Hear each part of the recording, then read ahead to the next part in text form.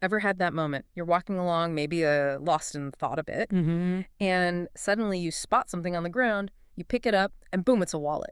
Oh, yeah. And not just any wallet, but one that feels, well, substantial, maybe even a little too full, you know? Right. What do you do? Exactly, what goes through your mind. And for anyone learning English, sort of navigating these everyday scenarios and knowing the right words, that's incredibly helpful. It really is. These are the moments where, practical language skills just come alive. Totally. And what better way to learn than through a situation we can all relate to? So today, we're diving into this little scenario. We're calling it the lost wallet Yeah. to build up that everyday English vocabulary, step by step. Exactly.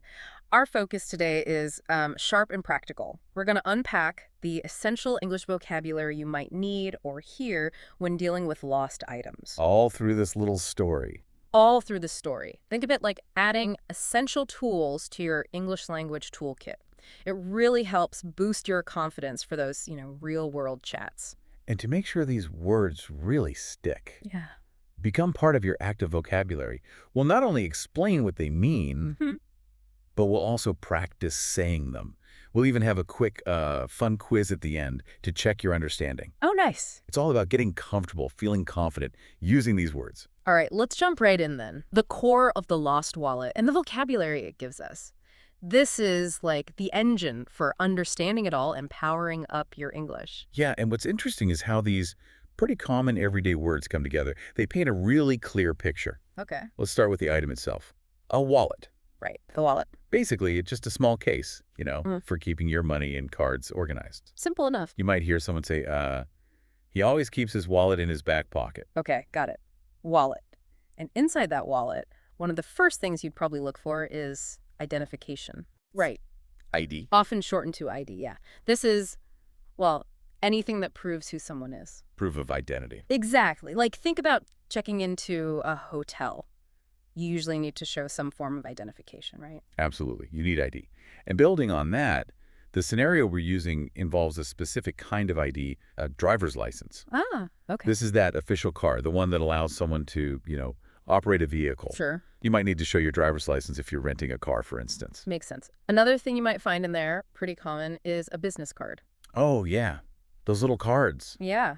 Small card. It's got someone's contact details on it, name, job title, maybe a phone number, email. Professional info. Right. It's what someone might hand you after a meeting or just when they want to share their work contact stuff. Okay. Now let's shift a bit.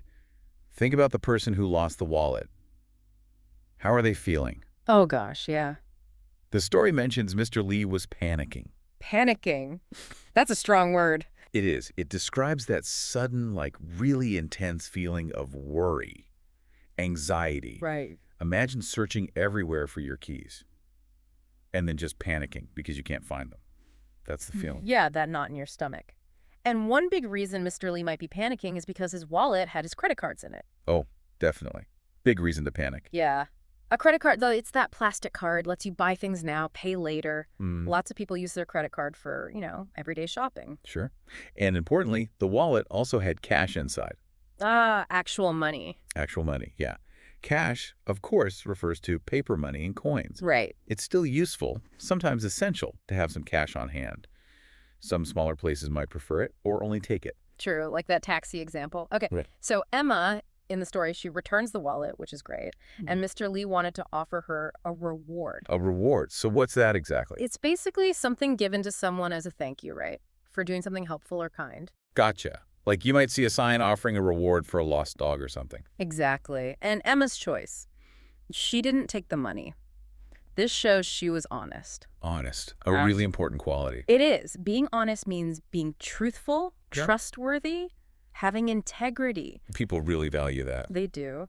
And finally, we have the word belongings. Belongings. This is sort of a general term. It just means the things that someone owns, their possessions. Oh, wow, like your personal stuff. Yeah, you often hear announcements, maybe at an airport or station, reminding you to keep an eye on your personal belongings. Right. Don't leave your belongings unattended. Exactly. Okay, so just to quickly recap those words, we had wallet, identification or ID, driver's license, business card, panicking, credit card, cash, reward, honest, and belongings. That's the list. Yeah, these are really Fundamental words for understanding this kind of everyday situation in English. Super useful. Definitely.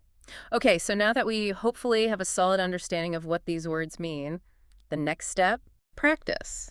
Yeah, making them your own is about actually saying them. This is where you get to, warm up those English-speaking muscles. Exactly. Repetition is just such a powerful tool when you're learning a language. It really helps. It does. So listen carefully. We'll say each word, followed by a very short definition, and then please repeat after me. Your turn to speak. Ready? Okay. Repeat after me. Mhm. Wallet.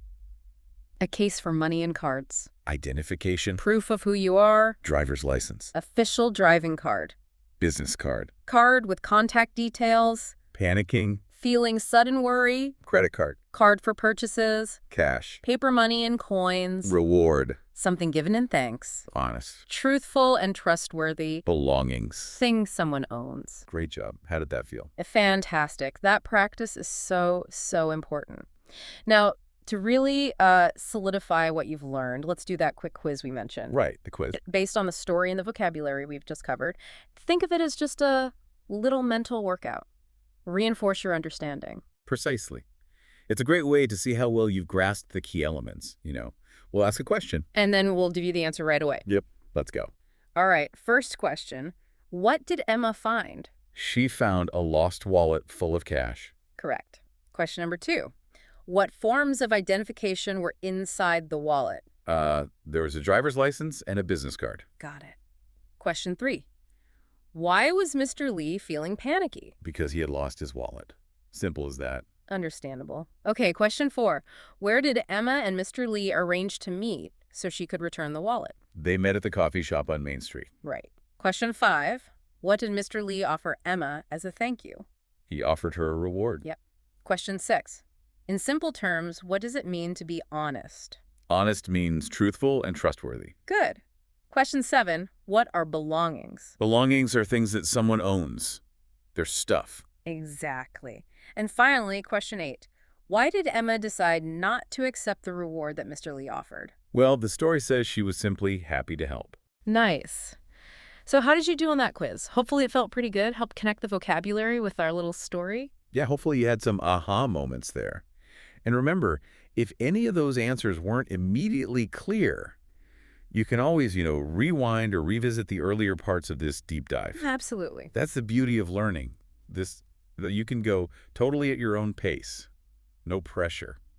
So just to wrap up, in this focused deep dive, we've really zoomed in on some useful English vocabulary, all related to finding a lost wallet. We defined the words Practice saying them. and even tested your understanding with that quick quiz. All within the context of that simple, relatable scenario. And by concentrating on these everyday words, practicing the pronunciation, you're really building a stronger foundation for your English conversations. Definitely. These are the kinds of words that just pop up all the time. They really do. So here's a little something to think about as you go about your day.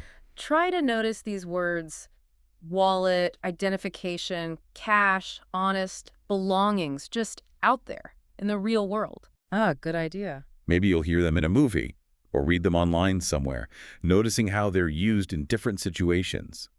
That can really help make them stick. That's a great suggestion. Active listening, active observation. It's key. Totally. Well, thanks for joining us for this focused vocabulary deep dive today.